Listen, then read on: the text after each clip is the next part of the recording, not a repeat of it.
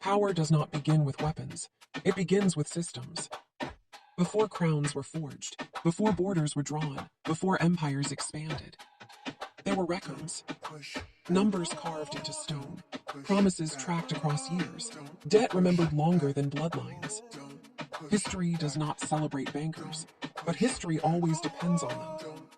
This is not a story of motivation. This is not belief. This is financial history. And financial history shows one reality. Civilizations rise when money is organized. They collapse when it is not. The earliest evidence of organized finance appears in ancient Mesopotamia. Around 5,000 years ago, temples and royal institutions functioned as financial centers. Grain and silver were deposited for safekeeping. Quantities were measured. Ownership was recorded. Clay tablets documented obligations with precision. Loans were issued to farmers and traders. Interest was applied.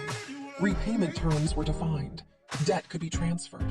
These activities represent the first known banking systems in recorded history.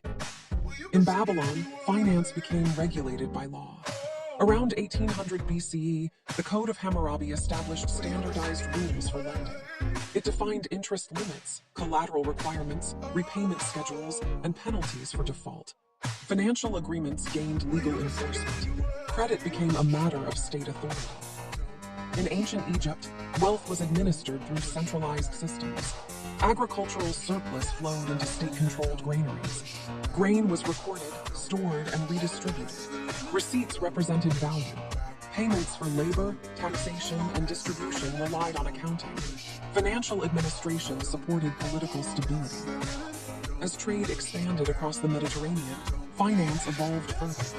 In ancient Greece, private bankers operated in marketplaces.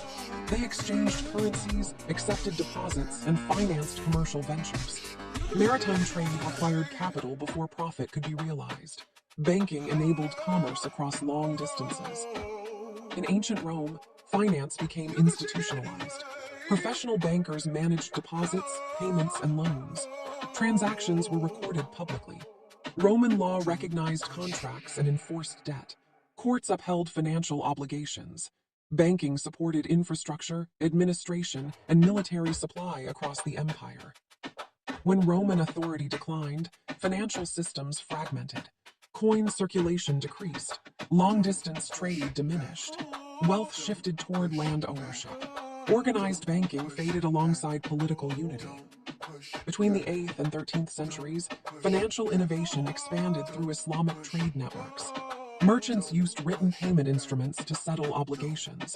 Partnerships pooled capital for trade. Profits and losses were shared according to agreements. Accounting methods advanced. Capital moved without physical transfer of precious metals. As European trade revived, Italian city-states emerged as financial leaders. Florence, Venice, and Genoa financed commerce, governments, and military campaigns.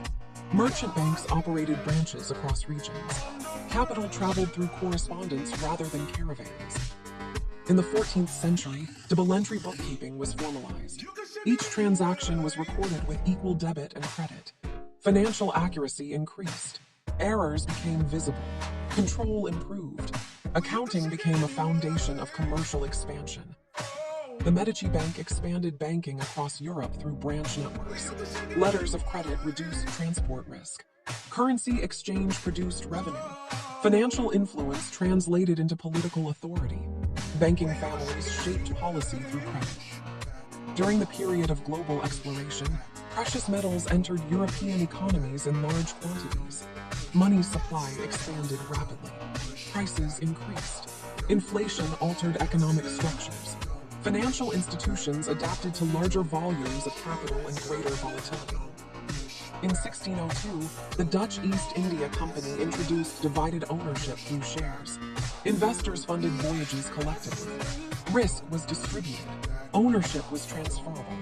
The joint stock corporation emerged as a durable financial structure.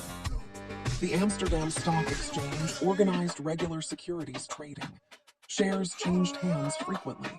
Prices reflected information and expectation. Capital markets became continuous rather than episodic.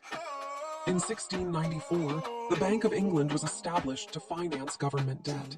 In exchange, It gained authority to issue banknotes. Public credit stabilized state finances. Central banking began to take institutional form. Paper currency expanded across economies. Banks transformed deposits into loans. Credit multiplied economic activity. Trust replaced metal in daily exchange. In the 18th century, insurance markets matured. Maritime insurance protected cargo and ships from loss. Risk became quantifiable. Loss became transferable. Commerce expanded with reduced uncertainty. The Industrial Revolution reshaped finance. Factories, machinery, and transportation networks required long-term investment. Joint stock companies multiplied. Banks redirected savings into industrial production. In the 19th century, national banking systems formed. Central banks regulated currency issuance and reserves. Gold standards linked money to fixed value. Exchange rates stabilized international trade. Investment banks underwrote bonds and shares. Governments financed infrastructure. Corporations expanded production. Capital markets integrated across borders. In the United States, early national banks were created to stabilize currency and credit. Political conflict disrupted these institutions. Periods of instability followed.